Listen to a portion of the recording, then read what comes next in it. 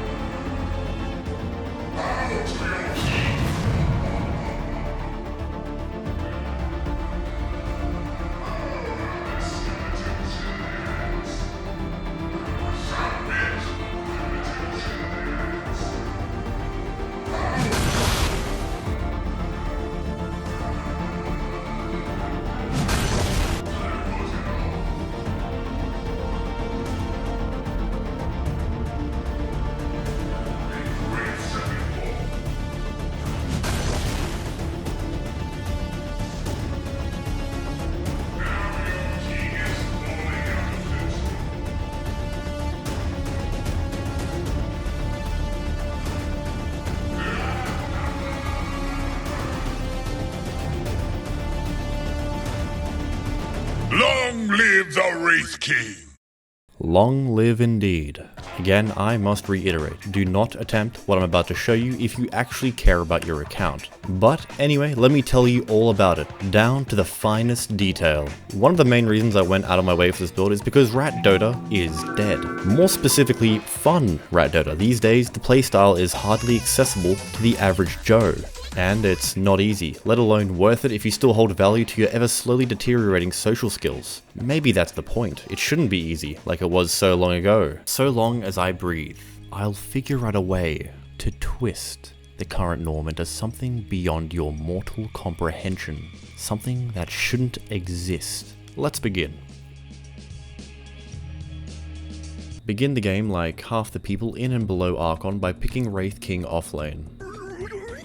I chose the offlane for this build because the way we're itemizing is too wildly centered around auras, so playing in safe lane will just be a question mark and get us reported more. Plus this build lines up very nicely with what offlaners usually get up to. Our job as an offlaner is to make space and do whatever questionable thing in between. Of course, seeing a Wraith King offlane is strange, annoying even. Understandably, some people will be upset by your choice. If someone begins questioning you and decides taking the lane from you is the best course of action, then follow these simple steps. Inform them of your royalty and demand the lane as it's property of the king. Make sure you don't bargain or haggle for it. Remind them that they haven't paid their taxes, so you're reclaiming the land for the kingdom. I'm gonna beat your ass. Cause clearly the last ass whooping you got wasn't good enough, bitch. If they're persistent, then the last course of action for you is to inform them that they are queenless. Abandon the game swiftly and log into your smurf, but this event is especially unlikely to occur given the circumstances of your royalty. Start with a Quelling Blade, Tangos, Wraithband components, and fill with branches. Queue up the rest of the Wraithband, then Orb of Corrosion, Phase Boots, and a wand if you end up needing it. And before you ask, Wraith King has fuck all armor. His attack speed's pitiful and he already has high enough base damage alongside a Quelling Blade to last hit, so the Wraithband is some padding on those stats for the early game. For skills, we're playing it out quite standard. Take your Q level 1, then a point in W at level 2, then max your W and E, and take your ultimate at level 6. Adjust these accordingly to your situation. For the laning stage, focus on farming to buy your queued items as fast as you can and to start stacking up the An effective offlaner needs to be able to oppose the enemy laner and be able to make and take space, and despite Wraith King being a carry hero, he's a strength carry, with a pretty decent strength gain and a kit that can make him a threat rather quickly. So in order to become as threatening as possible, you need to make sure you use what minimal buttons the king has properly. One of the best ways to be that threat to society is to take advantage of your and Wraithfire Blast. Use this combo during early kill attempts. First, release your from their prison, and use your Wraithfire Blast on the hero you want to kill. This causes all of your to start targeting the hero you blasted and give them a 25 movement speed and attack speed increase against them. This combo alongside an Orb of Corrosion will pretty much guarantee a decent amount of kills if it's a 2v2 lane. The strength of your skills in the laning stage sometimes goes unnoticed, and aren't considered very often. Because of this, it can net you an easy lane, early tower, and some jungle camps rather quickly. Next, we're building an item that is actually going to further tap into the strength of this. So, once we've finished building the items we've queued, we're going to start building Drums of Endurance. Drums is a very cheap yet effective support utility item with a very easy build-up. Upon activation, it provides 15 more attack speed than Assault Cuirass and much earlier into the game, meaning the enemy will be raising their eyebrows a little bit more when they notice a creep wave hitting the tier 3 tower at 13 to 20 minutes. With that being said, Wraith King's added movement speed and attack speed with Wraithfire Blast when combined with Drums gives a total of 70 attack speed on up to 8 against a singular opponent. This potential for ridiculous damage is nothing to scoff at. But keep in mind, the active does not affect lane creeps, it only affects player-controlled units. Are included in this category. Also, one more note, patch 7.32D reduced the cost of drums and bearing by 50 gold, which isn't anything too crazy, but it still makes a considerable difference in the timing, and the earlier we end up picking it up, the better. While you're on your way to building drums, just remember that you can still push tier 1 towers crazy fast as Wraith King, so don't be afraid to do so if an opportunity presents itself, because there's almost no repercussions. Like I said before, the strength of your sometimes go unnoticed, and one of the biggest strengths I listed for our army of stick shift knob skulls is how incredibly worthless they are, and for good reason. Because as the king, I decide who deserves wealth, and so, I don't have to pay anyone shit. For the amount of damage they're capable of doing, they're worth so little. No matter how your opponent decides to approach them in whatever current situation they may be in with your it will always in one way or another be a loss for the opponent. Unless you're dealing with Alchemist, but that's a story for another day. Really quick, let's compare Wraith King summons to those from more commonly chosen split pushes such as Lycan, Beastmaster, and Nature's Prophet, so you can get a clearer picture. Almost immediately, you will notice the one flaw that sticks out like a sore thumb, the minuscule health pool and lack of HP regeneration. It's essentially non-existent and downright atrocious when side by side like this. But in saying that, this element is actually what keeps them balanced when taking the rest of their overall stats and abilities into account, especially in numbers. These factors include, but are not limited to, second highest base magic resistance at 50%, the highest total unit count, second highest base attack time, third highest base damage even after talents, and the lowest bounty. Despite these units having second and third place in certain factors, I actually consider them better because these stats remain consistent through levels as well as their abilities. They possess lifesteal and a single reincarnation on death. Now how does the total bounty compare? Well, in our favour of course. 14 skeletons spawned solely from Vampiric Spirit are worth a grand total of 70 gold and XP. Out of the units shown on the screen, that is the lowest possible bounty the enemy can receive, which makes it the most cost-effective unit to use for split pushing and fighting. But yeah, don't play this if you're going into this. Let's get back to where we left off. As I was saying before, don't be a pussy because your build doesn't look like this. Every king was once a boy in tattered rags. If your winning lane and your position 4 speaks the same language, then that tower is done for, and you can snowball that singular tower into more. You should now be in a relatively similar position once your drums are up, or are nearly done. If drums are up and that tier 1 tower isn't gone already, then take care of it to begin the next phase, that being the conclusion of our laning stage and the transition into our early game antics. Drums of Endurance obtained, tier 1 tower destroyed. Life's good. And it's going to get even better, because it's safe to say our power spike is active. Let's begin taking advantage of it as much as we can before the stages of the game begin to transition faster than a League of Legends professional. First things first though, item progression. Queue up Blade Mail and begin building it immediately, and then Agnum's Shard. Think of Blade Mail as a budget Radiance. More ways to deal damage during fights, speeds up farming and pushing, and instead of evasion, more armor. It shouldn't take very long to build up, and Agnum's Shard cancels out any mana decrease encounters we may come across and provides us with even more during team fights, which by the way, what the fuck?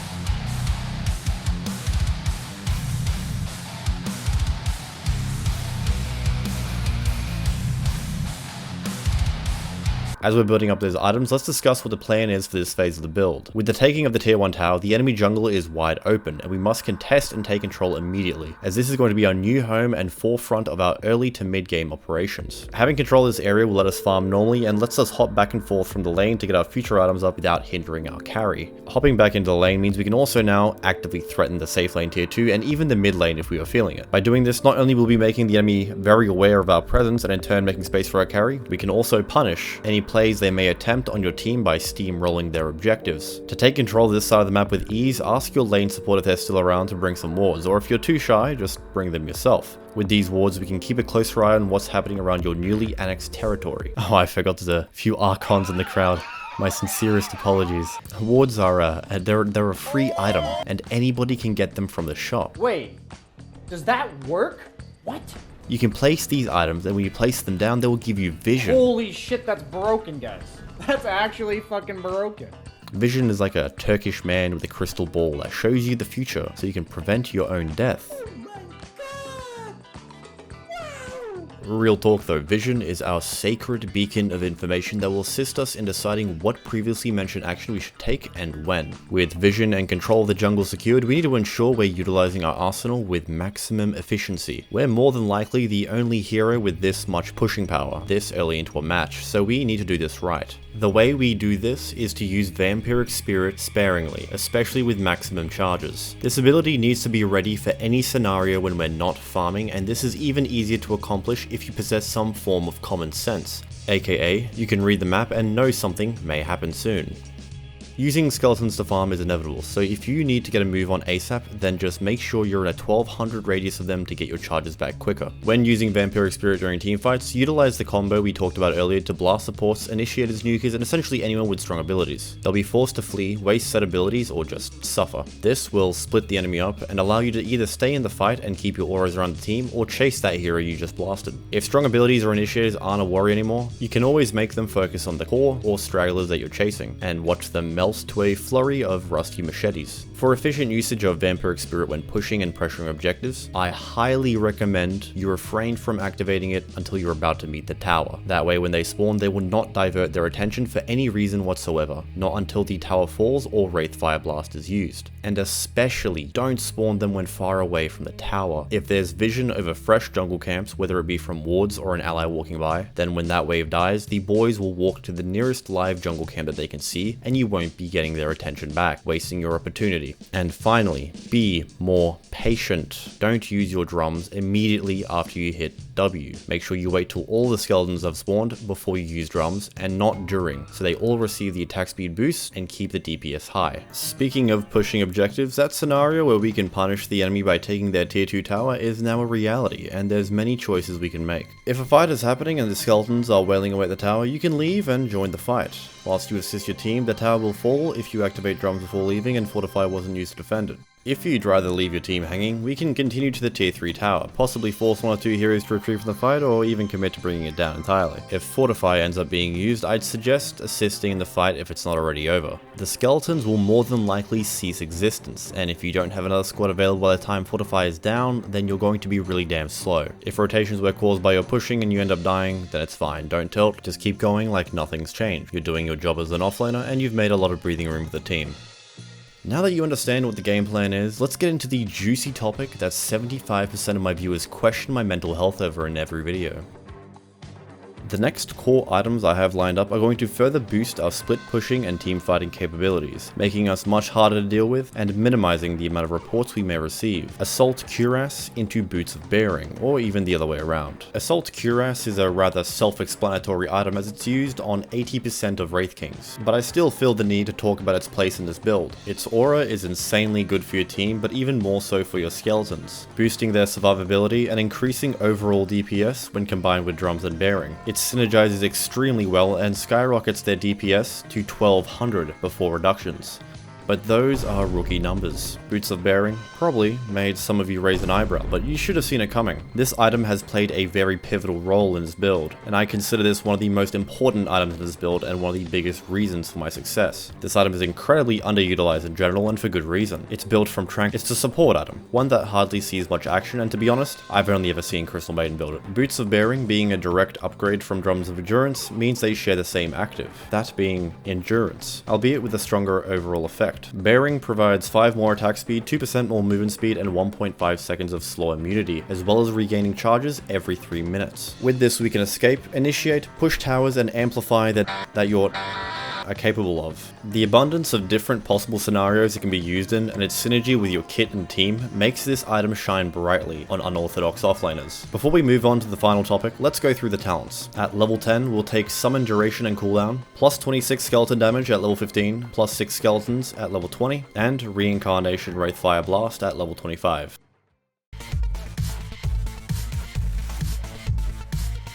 This is it. We're at the end game now. Everything I've explained throughout has brought us to this point, and all that stands between us and disgustingly high building damage is our carry feeding and throwing the game, or timing, finding the opening for our imminent siege to the high ground. Phase boots have been replaced by bearing, Assault Cuirass is up, and Blade Mail is sticking around for the long haul. Let's look into some final pieces, extension items, to help us secure the win. Despite what you may think, damage is not too much of an issue with this build. You could use more, but you're an offlaner, and if your safe lane is not doing as much damage, then sorry, not the offlaner's problem. These items are going to answer whatever problems you may be facing with this build. Whether you're missing certain utility or stats, everything is covered.